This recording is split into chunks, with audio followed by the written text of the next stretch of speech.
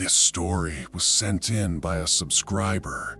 In the quiet town of Gardon, Arkansas, hidden deep in the forests, there's a place almost everyone knows about, but no one wants to visit after dark. A stretch of old railroad track where something impossible happens.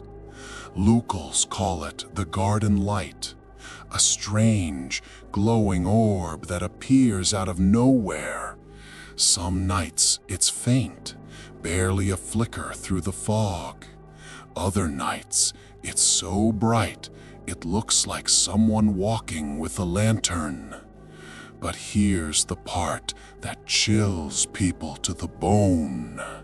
They say it's not just light. It's the ghost of a railroad worker who lost his head in a tragic accident. And every night since, he walks the tracks searching for it. The legend goes back to the early 1900s when Gardon was just a small town on the edge of the Arkansas wilderness. The railroad was the lifeline of the town. Trains carried coal, timber, and supplies. The men who worked on those tracks lived hard lives, long hours, low pay, and constant danger. One of those men was a brakeman. Nobody remembers his name anymore, but everyone remembers how he died. One foggy night, while checking the tracks, tragedy struck. A train came thundering through, faster than expected. The brakeman tried to leap aside, but in the chaos, he slipped. The steel wheels struck him. His body fell one way, his head another. When the workers searched, they found the body. But the head, it was gone, never recovered. From that night on, strange things began to happen. At first, people thought it was just grief and superstition. But then, the light appeared. Railroad workers walking home late swore they saw a dim glow hovering above the tracks. It swayed side to side exactly like the light of a lantern. Sometimes it was far away. Sometimes it was just a few feet in front of them. Too close to be anything natural. And when they called out, the light vanished, only to reappear behind them. Word spread fast. Soon hunters, travelers, and curious teenagers all had the same story. A floating light, always on the railroad, always moving as if someone was carrying it. The people of Gardon began to whisper, "It's him, the brakeman, still searching for his missing head."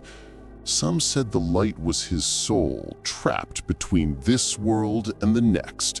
Others believed it was his lantern, still burning, guiding him on an endless search. And then the encounters became darker. People claimed that if you followed the light, it would lead you deeper and deeper into the forest until you were hopelessly lost. Some who chased it said they felt icy fingers brush their shoulder. Others said they heard whispers in the dark, calling their names. One hunter swore that when he followed the glow, he saw the figure of a man walking. He wore old overalls, his lantern swinging in his hand, but where his head should have been, there was nothing. Even now, over a century later, the Gardon Light still appears, especially on Halloween. Drivers on the back roads report seeing it hovering above the tracks. One man claimed the light rushed straight toward his truck, forcing him to slam on the brakes. In the glare of his headlights, he saw the outline of a man, shoulders, arms, lantern, but no head. Then the figure vanished, leaving only silence and the faint smell of smoke. Another story tells of a group of teenagers who dared each other to follow the light. They swore they saw it drift slowly down the tracks. Laughing nervously, they gave chase. But the deeper they went, the quieter the woods became. No crickets, no owls, just the sound of gravel crunching under their feet.